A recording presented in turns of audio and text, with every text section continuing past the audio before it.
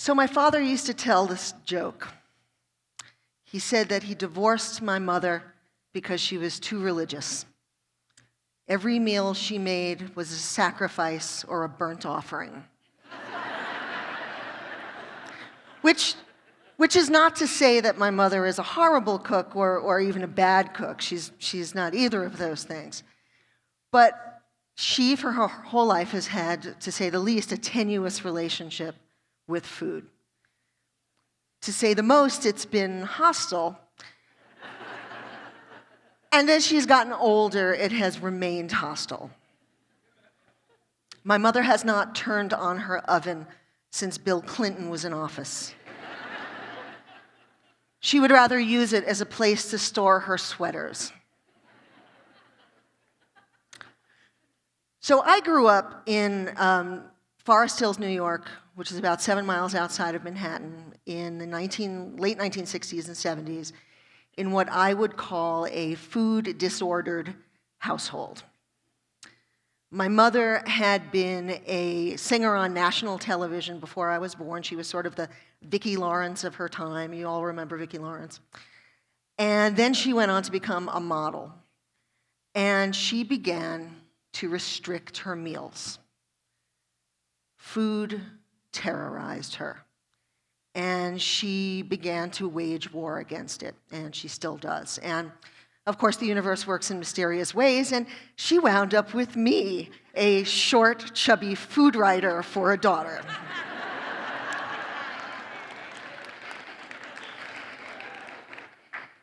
In my childhood home, thank God, it was my maternal grandmother who actually fed us and cooked most of our meals. And she was a basic cook. She never opened a cookbook like most grandmothers.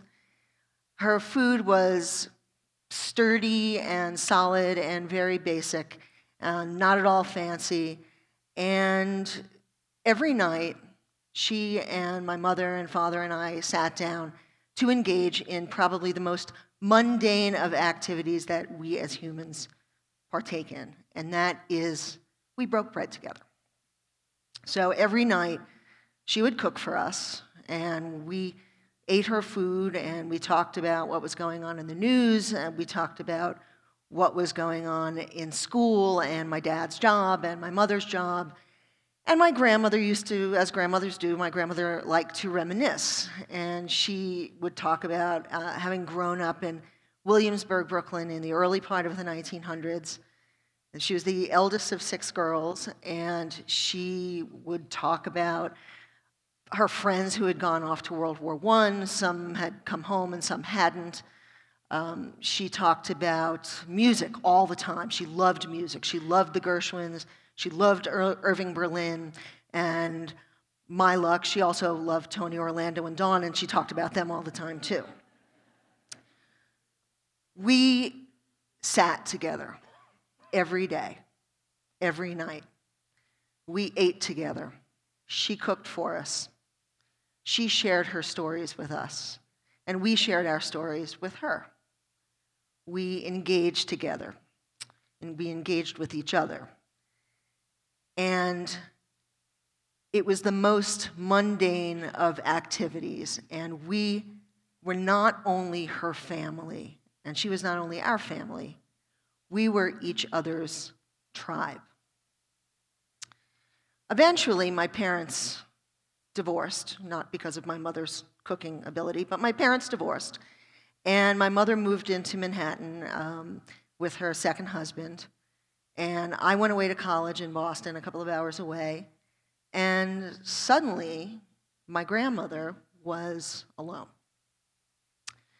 And she began to suffer from a scourge that millions of people, millions of senior citizens suffer from all over the country: isolation.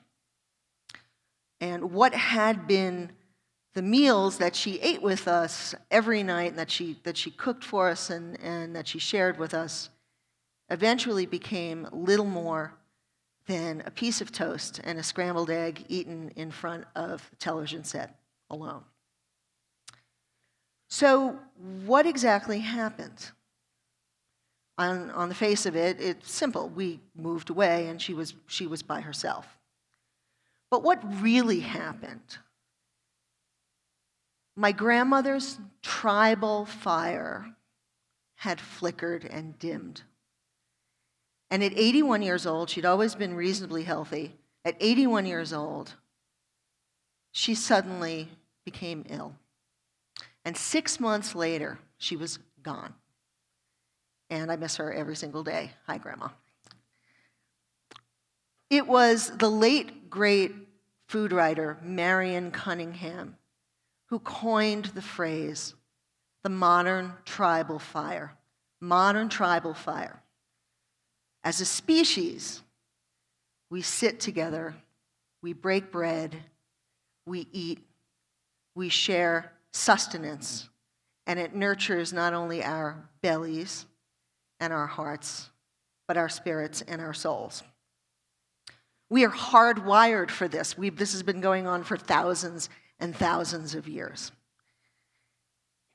Open up any food magazine, watch any cooking show on television, click on any food blog, and what you will see supports the concept of the modern tribal fire. There were beautiful people sitting together, breaking bread, dining, cooking together, drinking wine, enjoying each other. There might be a child involved learning how to stir a pot at his mother's elbow. There might be a kid in a school garden planting vegetables to learn how to cook for his classmates. But what you will never see anywhere are senior citizens. Do they not also have a seat at the modern tribal fire? Don't they have a seat at the table? Studies have shown repeatedly that senior citizens who are isolated from their communities of origin, from their families, like my grandmother was, and from their tribes, suffer at higher rates of illness. They succumb to long-term diseases faster. They suffer from high blood pressure. They suffer from greater rates of cognitive decline and dementia. It is this community that I'm talking about, this modern tribal fire, that is an absolute necessity for senior citizens, especially senior citizens who are suffering the scourge of isolation.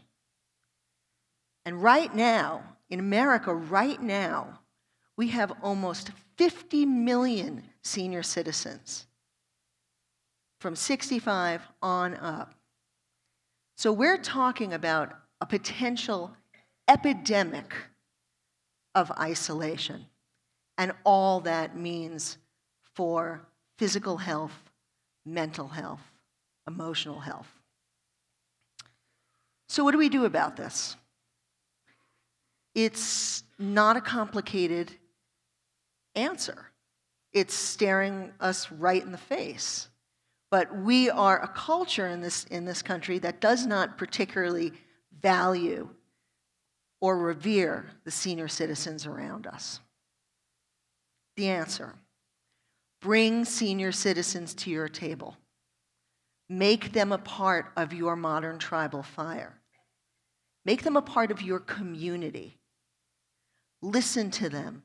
Let them talk to you. Let them engage with you. Share your stories with them. You will find that not only are you being sustained with the food that you eat, you will be sustained, and they will be sustained with the tribal fire and the sense of community around them. My mom still has a hostile relationship with food. And like my grandmother, she is now living by herself in New York, which is about 2 hours away from me and 1 state away.